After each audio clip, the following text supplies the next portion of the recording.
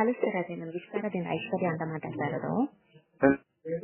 ಈಗ ಕಿಚ್ಚ ಸುದೀಪ್ ಅವರ ಮಗಳು ಗಣೇಶ್ ಫೋಟೋವನ್ನ ಟ್ಯಾಟೂ ಹಾಕಿಸ್ಕೊಳ್ಳೋದಕ್ಕೆ ಒಂದಷ್ಟು ಟೀಕೆಗಳು ಬರ್ತಾ ಇದಾವೆ. ಪಾಸಿಟಿವ್ಗಿಂತ ನೆಗೆಟಿವ್ ಜಾಸ್ತಿ ಹರಿದಾಡ್ತಾ ಇದೆ. ನೀವು ಕೂಡ ಅವ್ರ ಪರವಾಗಿ ಬ್ಯಾಟ್ ಬೀಸಿದ್ರಿ, ಏನ್ ಹೇಳ್ತೀರಾ ಸರ್ ಇದಕ್ಕೆ? ಈಗ ನಮ್ಮ ಹಿಂದೂ ಧರ್ಮದಲ್ಲಿ ದೇವರನ್ನ ಸರ್ವಧರ್ಮ ಸಮನ್ವಯ ನಮ್ದು ಮತ್ತು ಸರ್ವ ಜಾಗಗಳಲ್ಲೂ ದೇವರನ್ನ ಹುಡುಕುವಂತ ನಮ್ಮ ಧರ್ಮ ನಮಗೆ ನೀತಿಯನ್ನ ನಮ್ಮನೆ ತಿಳ್ಕೊಂಡಿದಾರಲ್ವಾ. ಹೌದು. ದೇವರನ್ನ ಕಂಡ್ರೆ ಏನ್ ಮಾಡ್ಬೇಕು ನಮ್ಮ ಹಿಂದೂ ಧರ್ಮದಲ್ಲಿ ನಿಮ್ ಪ್ರಕಾರ? ಕೆಲವರು ಕೈ ಎತ್ತಿ ಮುಗಿತಾರೆ ಅಲ್ವಾ. ಸೊ ನಮ್ ಹಿಂದೂ ಧರ್ಮ ನಮಗೆ ಏನ್ ಹೇಳ್ಕೊಟ್ಟಿದೆ ಅಂದ್ರೆ ದೇವರನ್ನ ಕಂಡ ತಕ್ಷಣ ಕೈ ಮುಗಿ ಅಂತ. ಆ ಹೆಣ್ಣು ಮಗು ತನ್ನ ಬೆನ್ನಲ್ಲಿ, ನಾವೆಲ್ಲ ಏನ್ ಹೇಳ್ತೀವಿ, ನನ್ನ ಬೆನ್ನಿಂದ ದೇವರಿದ್ದಾನೆ ಅಂತ ಹೇಳ್ತೀವಲ್ವಾ. ಆ ತರ ಬೆನ್ನಲ್ಲಿ ಒಂದು ದೇವರದು ಹಚ್ಚೆ ಹಾಕ್ಸ್ಕೊಂಡಿದೆ. ದೇವರ ಹಚ್ಚೆ ಹಾಕ್ಸ್ಕೊಳ್ಳೋದು ಸಾಮಾನ್ಯ. ಎಲ್ಲ ಹಾಕ್ಸ್ಕೋತಾರೆ, ಎದೆ ಮೇಲೆ ಹಾಕ್ಸ್ಕೋತಾರೆ, ಕೈ ಮೇಲೆ ಹಾಕ್ಸ್ಕೋತಾರೆ, ಹಣೆ ಮೇಲೆ ಹಾಕ್ಸ್ಕೋತಾರೆ. ಇವರು ಬೆನ್ ಮೇಲೆ ಹಾಕ್ಸ್ಕೊಂಡಿದ್ದಾರೆ. ಸೊ ನಮ್ಗೆ ಏನ್ ಹೇಳ್ಕೊಟ್ಟಿದೆ ಹಿಂದೂ ಧರ್ಮ? ನಾವು ಧರ್ಮೀಯರು, ನಮಗೆ ದೇವರ ಮೇಲೆ ಗೌರವ ಇದೆ, ನಾವು ಆರ್ಥೋಡಾಕ್ಸ್, ನಾವು ಟ್ರೆಡಿಷನಲ್ಲು, ಕಂದಾಚಾರಿಗಳು ಅಂತ ಮಾತಾಡೋರು ಮತ್ತು ಒಂದು ಹೆಣ್ಣು ಮಗಳ ದೈವಿಕ ಮತ್ತು ಲೈಂಗಿಕ ವಿಷಯಗಳ ಬಗ್ಗೆ, ಆಕೆ ಒಂದು ಟ್ಯಾಟೂ ಹಾಕ್ಸ್ಕೊಂಡಿರೋ ಬಗ್ಗೆ ಕೂಡ ಟೀಕೆ ಮಾಡೋರಿಗೆ ಅವ್ರ ಮನೇಲಿ ಏನ್ ಹೇಳ್ಕೊಟ್ಟಿದ್ದಾರೆ? ಎಲ್ಲಿ ದೇವರನ್ನ ನೋಡಿದ್ರು ಕೈ ಮುಗಿಬೇಕಲ್ವಾ. ಈಗ ಶಕ್ತಿ ಪೀಠಗಳಿದಾವಲ್ವಾ ಭಾರತದಲ್ಲಿ, ಅದರಲ್ಲಿ ಯೋನಿ ಪೀಠ ಕೂಡ ಒಂದು. ನೀವು ಯೋನಿಗೆ ನಮಸ್ಕಾರ ಮಾಡೋರಲ್ವಾ? ನೀವು ದೇವರನ್ನ ಅಲ್ಲೂ ಕೂಡ ನೋಡೋರಲ್ವಾ? ಹೌದಲ್ವಾ. ಇದು ಅಕ್ಕ ಮಹಾದೇವಿಯವರ ಕಾಲದಿಂದಲೂ ಹೆಣ್ಣು ಅಂದ ತಕ್ಷಣ ದೇಹ ಅಂದ ತಕ್ಷಣ ಅದು ಸಮಾಜದ ಸ್ವತ್ತು. ಆಕೆಯ ದೇಹದಲ್ಲಿ ದೇವರೆಲ್ಲಿರಬೇಕು, ಬಟ್ಟೆ ಎಲ್ಲಿರಬೇಕು, ಇನ್ನೊಂದು ಯಾವ್ದಿಲ್ಲಿರಬೇಕು ಅಂತ ತೀರ್ಮಾನ ಮಾಡುವಂತ ಅನಿಷ್ಟವಾದಂತ ಒಂದು ಪದ್ಧತಿ ನಮ್ಮಲ್ಲಿದೆ. ನಾನಾದ್ರೂ ಅನ್ಕೊಂಡಿದ್ದೆ 2020ರಲ್ಲಿ ನೆಟ್ಟಿಗರು ಅಂತ ಏನ್ ಕರೆಯೋರು, ಕೀಬೋರ್ಡ್ ವಾರಿಯರ್ಸ್ ಅಂತ ಏನ್ ಕರೆಯುತ್ತಾರೆ, ಅವರು ಮಾಡರ್ನೈಸ್ ಆಗಿರ್ತಾರೆ, ಅವರು ಆಧುನಿಕ ಕಾಲಘಟ್ಟದ ಚಿಂತನೆಗಳಿಗೆ ಬಂದಿರ್ತಾರೆ, ಧರ್ಮ ಮತ್ತು ದೇವರನ್ನ ವೈಚಾರಿಕ ದೃಷ್ಟಿಯಲ್ಲಿ ನೋಡ್ತಾರೆ ಅಂದ್ರೆ ಅವ್ರು ಇನ್ನೂ ಹಂಗೆ ಇದ್ದಾರೆ. ಹೌದು ಸರಿ. ಜ್ಯೋತಿಷಿ ಶಾಸ್ತ್ರದ ಪ್ರಕಾರ ಏನು ಅಂತ ಅಂದ್ರೆ, ಹೆಣ್ಣು ಮಕ್ಕಳು ಮೈಲಿಗೆ ಹಾಕ್ತಾರೆ, ದೇವರ ಒಂದು ಟ್ಯಾಟೋಗಳನ್ನ ಹಾಕೋಬಾರ್ದು, ಹಚ್ಚೆಗಳನ್ನ ಹಾಕೋಬಾರ್ದು, ಇದು ಹಿಂದೆಯಿಂದ ಬಂದಿರೋ ರೂಢಿ ಅಂತ ಹೇಳಿ ಒಂದಷ್ಟು ಈಗ ಈ ಟೀಕೆಗಳಾದಾಗ ಒಂದಷ್ಟು ಹೇಳಿಕೆಗಳು ಬರ್ತಾ ಇದ್ವು. ಅದಕ್ಕೆ ಏನ್ ಹೇಳ್ತೀರಾ ಅಂತ? ಈಗ ಹೆಣ್ಣು ಮಕ್ಕಳು ಮೈಲಿಗೆ ಆಗಿದ್ದಕ್ಕೆ ನಾನು ಹುಟ್ಟಿರೋದು, ನೀವು ಹುಟ್ಟಿರೋದು, ನೀವು ಮೈಲಿಗೆ ಆದ್ರೆ ಇನ್ನೊಬ್ಬ ಹುಟ್ಟೋದು. ನಾನು ಹುಟ್ಟಿದ್ದು ನನ್ನ ತಾಯಿಯ ಮುಟ್ಟಿನಲ್ಲಿ, ನನ್ನ ತಾಯಿ ಮೈಲಿಗೆ ಆಗಿದ್ದಕ್ಕೆ ನಾನು ಹುಟ್ಟಿದ್ದಲ್ವಾ.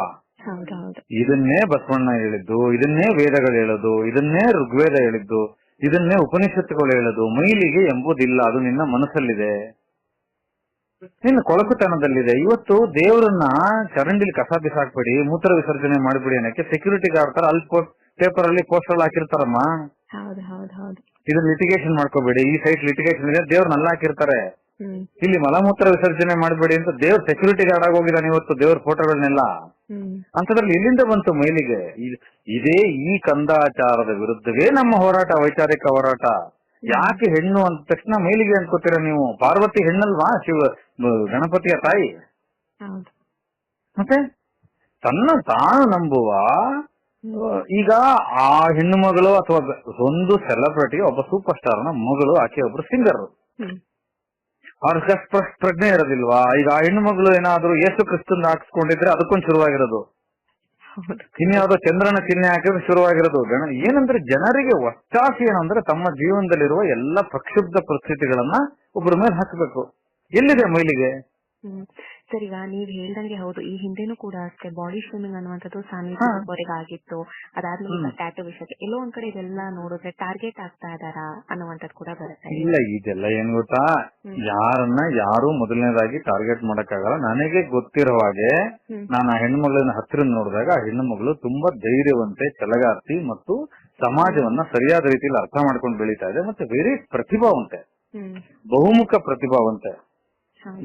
ಈ ತರದೆಲ್ಲ ಇರುವಾಗ ಈ ಸಮಾಜವನ್ನ ಹೆಂಗ್ ನೋಡ್ಬೇಕು ಅಂತ ಅವರಿಗೆ ಗೊತ್ತು, ಅದು ಗೊತ್ತಿದೆ, ಅದು ಮಾಡ್ಕೊಳ್ಳುತ್ತೆ. ಆಮೇಲೆ ಏನಂದ್ರೆ ಈ ಟಾರ್ಗೆಟ್ ಮಾಡೋರು ಏನ್ ಮಾಡ್ತಾರೆ ಕುತ್ಕೊಂಡು,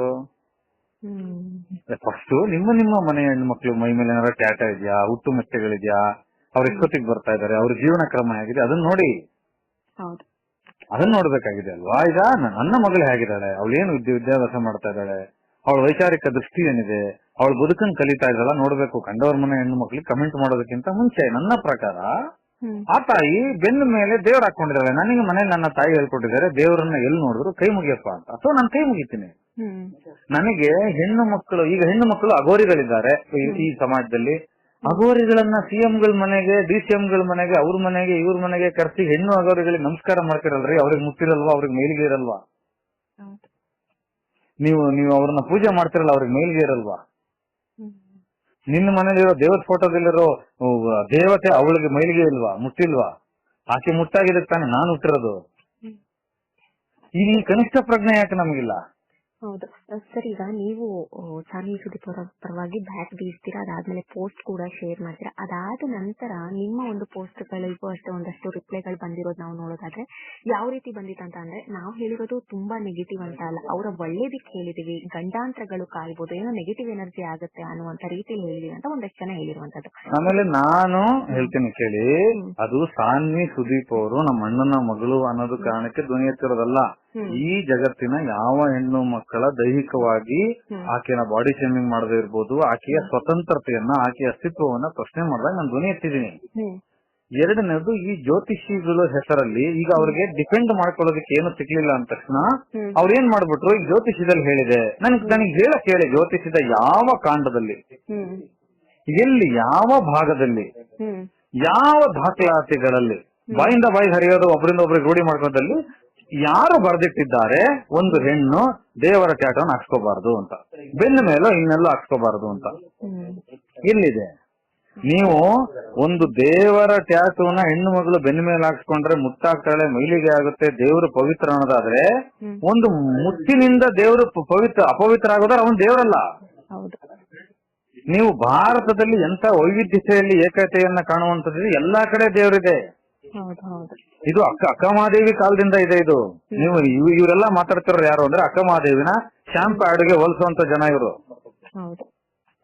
ಸೊ ಏನಂದ್ರೆ ಧ್ವನಿ ಎತ್ತಬೇಕಾದ ನಮ್ಮ ಜ್ಯೋತಿಷದಲ್ಲಿ ಎಲ್ಲಿದೆ ಹೇಳಕ್ ಹೇಳಿ, ಯಾವ ಭಾಗದಲ್ಲಿದೆ, ಯಾರು ಬರೆದಿದ್ದಾರೆ? ಜ್ಯೋತಿಷ್ಯ ಶಾಸ್ತ್ರದ ಯಾವ ಪುಸ್ತಕದಲ್ಲಿ, ಯಾವ ರೆಫರೆನ್ಸ್ ಅಲ್ಲಿ, ಯಾವ ವೈಜ್ಞಾನಿಕ ತಳೆಯಾದಿಯಲ್ಲಿ? ಜ್ಯೋತಿಷ್ಯ ಕೂಡ science, I believe in that. ಯಾರು ಹೇಳಿದಾರೆ ಹಾಕ್ಸ್ಕೋಬಾರ್ದು ಅಂತ? ಆಮೇಲೆ ಇದು ಭಯೋತ್ಪಾದಕ ಮಾಡಬಾರ್ದು. ನೀವು ಗಣಪತಿ ಇದು ಹಾಕ್ಸ್ಕೊಂಡ್ರಿ, ಹನುಮಂತನ ಹಾಕ್ಸ್ಕೊಂಡ್ಬಿಟ್ರೆ, ಎಷ್ಟು ಜನ ಹೆಣ್ಣು ಮಕ್ಳು ಹನುಮಂತನ ಗದೆ ಹಾಕ್ಸ್ಕೊಂಡ್ರದ್ ನಾನು ನೋಡಿಲ್ಲ. ಒಂದು ಹೆಣ್ಣಿನ ದೇಹ ಅವಳ ಹಕ್ಕು, ಅವಳು ಬದುಕ್ತಾ ಇರತಕ್ಕಂತ ಆಲಯ ಅದು, ಅವಳು ಏನ್ ಬೇಕಾದ್ರೂ ಮಾಡ್ತಾಳೆ ಅಲ್ಲಿ. ಈ ಜಗತ್ತಲ್ಲಿ ಪವಿತ್ರವಾದ ಅಂಗ ಯಾವುದು, ಅಪವಿತ್ರವಾದ ಅಂಗ ಯಾವುದು? ಹಂಗಾದ್ರೆ ಯಾವ್ದು ಅಂಗ ಇದೆ ಹೇಳಿ? ಅದು ಇಲ್ಲ ಅಲ್ವಾ? ಒಂದ್ ನಮ ಶಿವಾಯನ ಕೆಲವರು ಒಕ್ಲು ಸುತ್ತ ಹಾಕ್ಸ್ಕೊಂಡ್ರೆ ನೋಡಿದೀನಪ್ಪ ನಾನು ಬೇರೆ ನಾರ್ತ್ ಗಳಿಗೆಲ್ಲ ಹೋದಾಗ. ಹಂಗಂತ ಅದು ಅಪವಿತ್ರ ಆಗ್ಬಿಡೋದಾದ್ರೆ ಅದು ಹೆಂಗೆ ಪಂಚಾಕ್ಷರಿ ಮಂತ್ರ ಆಗುತ್ತೆ? ಇದು ಏನಂತಂದ್ರೆ, ಒಂದು ಚಪಲ, ಒಂದು ಏನೋ ಒಂದು ಹೀಯಾಳಿಸ್ಬೇಕು, ಟಾರ್ಗೆಟ್ ಮಾಡ್ಬೇಕು, ಅಥವಾ ಇನ್ನೇನೋ ಈ ತರದೊಂದು ಇರುತ್ತೆ. ಇದೆಲ್ಲವೂ ಇರುತ್ತೆ, ಹೋಗುತ್ತೆ. ಇದಕ್ಕೆ ಇತಿಹಾಸದಿಂದ ಹಿಡಿದು ವರ್ಷಾನುಗಟ್ಲೆಯಿಂದ ಇದಕ್ಕೆ ಉತ್ತರಗಳು ಸಿಗ್ತಾ ಬಂದಿದೆ. ಬಟ್ ಆದ್ರೂ ಸಮಾಜ ಬದಲಾಗಲ್ಲ ಅಷ್ಟೇನೆ. ಆ ಮುಗ್ಧವಾಗಿ, ಆ ಮಗು, ಹೆಣ್ಮಗು ಅದು ಮುಗ್ಧವಾಗಿ ತನ್ನ ಬೆನ್ನು ತೋರಿಸ್ಕೊಂಡು ನೋಡಿ ದೇವ್ರನ್ನ ಹಾಕಿದೀನಿ ಅಂತ ತೋರಿಸ್ತಾ ಇದೆ. ಅದೇನ್ ಅನ್ಕೊಂಡಿದೆ, ದೇವ್ರ ಫೋಟೋ ಹೇಳಿದ್ರು ಜನ ಹಾರ ಹಾಕ್ತಾರೆ ಅಂತ, ಅಸಹ್ಯ ಮಾಡ್ತಾರೆ ಅಂತ ಅದ್ ನಂಬಿಲ್ಲ. ಅದ್ರ ನಂಬಿಕೆನ ಕಾಲ್ ಮಾಡ್ತಾ ಇದೀರಿ. ಆಮೇಲೆ ಗಣೇಶ ಹಿಮ್ಸೆಲ್ಫ್, ವೀರಪ್ಪನ್ ಗಣೇಶ ಮಾಡ್ತೀರಾ ಗಣಪತಿ ಇದ್ರಲ್ಲಿ? ಡಾಕ್ಟರ್ ರಾಜ್ಕುಮಾರ್ ಅವ್ರ ಗಣಪತಿ ಮಾಡ್ತೀರಾ? ಸೈನ್ಸ್ ರೋಬೋ ಗಣಪತಿ ಮಾಡ್ತೀರಾ? ಬೆಳಗ್ಗೆ ಎದ್ದ ತಕ್ಷಣ ಸುಪ್ರಭಾತ ಆಗ್ತವ್ರು, ಸಂಜೆ ಹೊತ್ತಿಗೆ ಏನೇನ್ ಹಾರಾಕ್ತೀರಾ ದೇವ್ರ ಎದುರುಗಡೆ ನೀವು? ಅದರಲ್ಲೂ Ganapati is the most modest and modernised god in India. ಎಲ್ಲರನ್ನು ಒಟ್ಟು ಮಾಡ್ದ ಅವನು, ಧರ್ಮಗಳನ್ನೆಲ್ಲ ಸೇರಿಸಿ. ಮಹಾನ್ ಶಕ್ತಿ ಅದು, ಪರಿಸರವಾದಿ ಗಣಪ ಅದು, ಈ ಪರಿಸರಕ್ಕೆ ಸಂಬಂಧಪಟ್ಟಿದ್ದದು. ನೀವು ಏನ್ ಬೇಕಾದ್ರೂ ಮಾಡ್ತೀರಾ. ಸೊ ಇದಕ್ಕೊಂದು ಪ್ರತಿರೋಧ ಇರುತ್ತೆ ಅಷ್ಟೇ ನಮ್ದು. ಇದರಿಂದ ಏನು ಆಗೋದಿಲ್ಲ. ಇವರೆಲ್ಲ ಎಜುಕೇಟೆಡ್ ಆಗ್ಲಿ ಅಂತ ನಾನು ಕೇಳ್ಕೊತೀನಿ ಅಷ್ಟೇ. Okay sir, thank you sir.